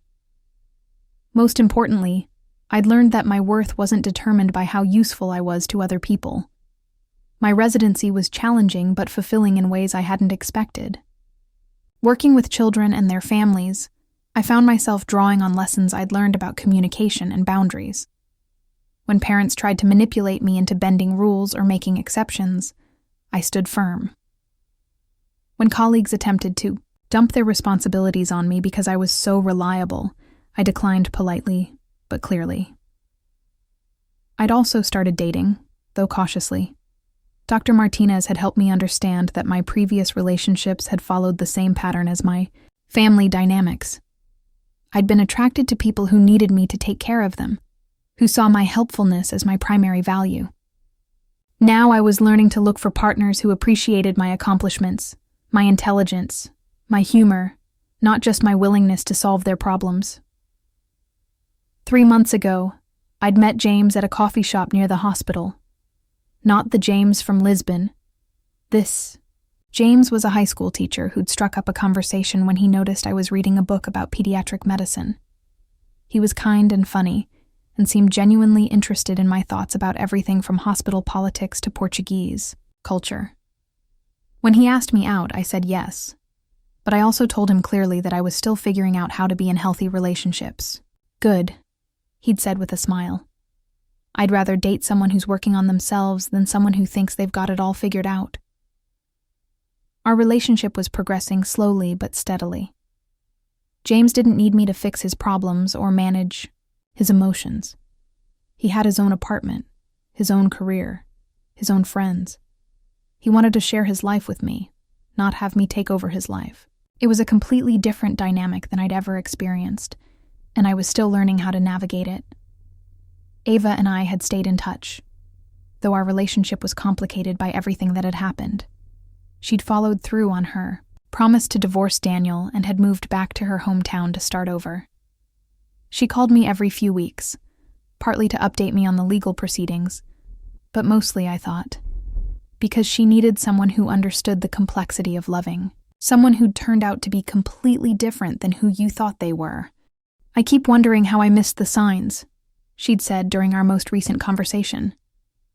Looking back, there were so many red flags, but I wanted so badly for him to be the person I thought he was that I ignored all the evidence to the contrary. I did the same thing with our whole family, I'd told her. I wanted so badly to believe that they loved me unconditionally that I ignored all the ways they were treating me conditionally. Do you think we'll ever stop second-guessing ourselves? I hope so. But maybe a little healthy skepticism isn't a bad thing. My apartment was different now, too. Instead of the cramped studio I'd been living in while Daniel was draining my bank account, I'd been able to afford a one-bedroom place with actual windows and enough space for a small dining table. I decorated it with things I liked. Bright colors, plants, artwork I'd bought from local artists, instead of just making do with whatever was cheapest. On the wall above my desk, I'd hung a photograph I'd taken from that hilltop in Lisbon, looking out over the red rooftops toward the river. Sometimes when I was feeling overwhelmed by residency or frustrated with my family or uncertain about the future, I'd look at that picture and remember the feeling of standing alone in a foreign city, finally understanding who I was when I stopped, trying to be who everyone else wanted me to be. My phone buzzed again. This time it was my father. Your mother told me she texted you about Daniel. We want you to know that we support whatever decision you make about seeing him. I appreciated the message, but I also recognized it as a sign of how much our relationship had changed. 6 months ago, my parents would have pressured me to forgive Daniel, to give him another chance, to prioritize family unity over my own feelings. Now they were learning to respect my autonomy, even when my decisions weren't what they would choose. I typed back, "Thank you. That means a lot." As I was finishing my coffee, my phone rang. It was Thomas from Lisbon. We'd kept in touch since my visit, exchanging messages about books, music, travel, life. He was saving money to visit the United States next year, and I was already planning a return trip to Portugal. "Hola, Callie," he said, when I answered, his warm voice carrying clearly across the Atlantic. "How is your American doctor life?" "Exhausting, but good," I said, smiling despite my fatigue. "How's the literature degree going?" "Nearly finished. I'm writing my thesis about stories of transformation. People who discover who they really are when their old life falls apart." "That sounds familiar," I said. "Yes, I thought you might relate. Actually, I was calling because I have some news that might interest you. Do you remember the restaurant where we met?" "Of course. My uncle is retiring, and he's offered to sell me the restaurant. I'm trying to decide whether to take over the business or finish my degree and become a teacher." "What does your heart tell you?" "My heart tells me that both choices could be good, but only if I choose for the right reasons. If I take the restaurant because it's safe and familiar, that would be wrong. If I become a teacher because it's what I've always planned, that might also be wrong. But if I choose based on who I want to become, not who I've always been, then either choice could be right." "That's very wise. I learned it from an American woman who taught me that sometimes you have to lose your old life before you can find your real one." After we hung up, I thought about his words. 6 months ago, I'd lost my old life, my understanding of my family, my sense of my place in the world, my identity as the helpful daughter who always put everyone else first. It had been terrifying at the time, but it had also created space for me to discover who I actually was. I was someone who could travel alone to a foreign country and not just survive, but thrive. I was someone who could set boundaries with people I loved, even when it was difficult. I was someone who could build a career based on my own goals rather than other people's expectations. I was someone who could form relationships based on mutual respect rather than one-sided caretaking. I was still figuring out all the details of who that person was, but I knew enough now to trust the process. That evening, I was having dinner with James when my mother called. "I'm sorry to bother you," she said, "but Daniel is insisting that he needs to talk to you. He says he has things he needs to explain." "There's nothing he can say that would change what he did," I said calmly. "I know, but he seems different, more humble than I've seen him in years. He's been crying, apologizing, saying he knows he destroyed everything. Good.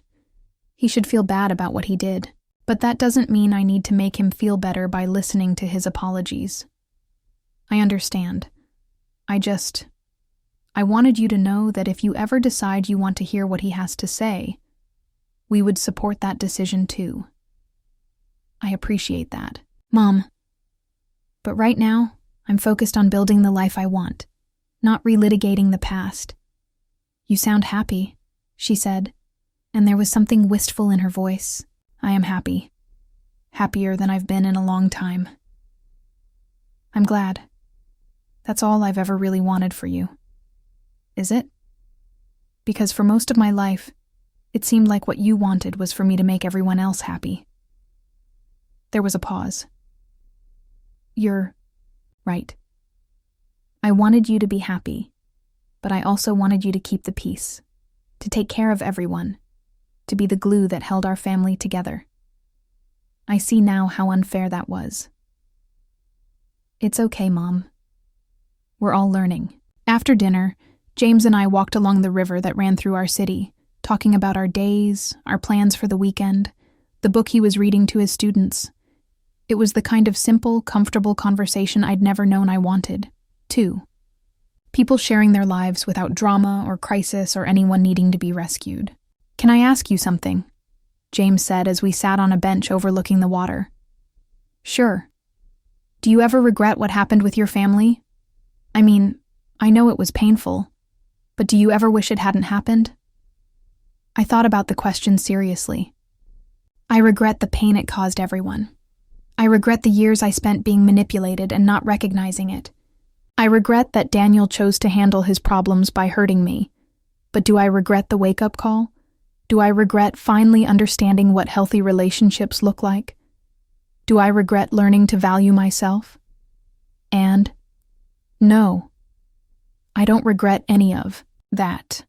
I think I needed to lose my old life to find my real one. As we walked back to my apartment, I thought about the photograph of Lisbon hanging on my wall, about Thomas deciding between the restaurant and teaching, about my parents slowly learning to see me as an adult, about Daniel coming home to face the consequences of his choices. All of it was part of the same story. The story of people figuring out who they really were when everything they thought they knew fell apart. My story wasn't finished yet. There would be more challenges, more growth, more moments of uncertainty and discovery. But for the first time in my life, I was writing that story myself, making choices based on my own values and desires, rather than other people's expectations. It felt like the beginning of everything I'd never known I wanted. Up next, we have 2 more incredible stories that are waiting for you. Just click the image you want to watch and it will take you there. If you enjoyed this video, make sure to subscribe. It would mean a lot.